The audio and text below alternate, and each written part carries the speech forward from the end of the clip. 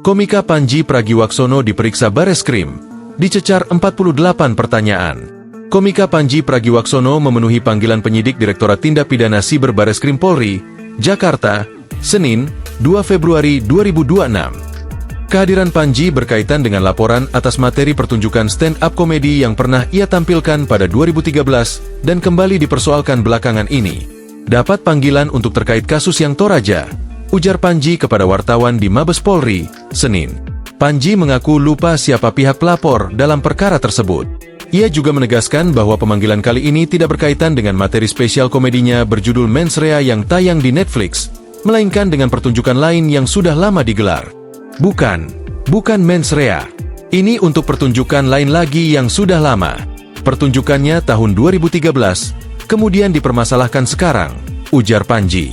Sementara itu, kuasa hukum Panji, Haris Azhar, menyebut kliennya baru kali ini menjalani pemeriksaan langsung, meskipun pemanggilan telah dilakukan 2 kali sebelumnya.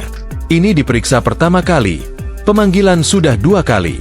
Cuma waktu itu Panji belum ada di Indonesia, kata Haris.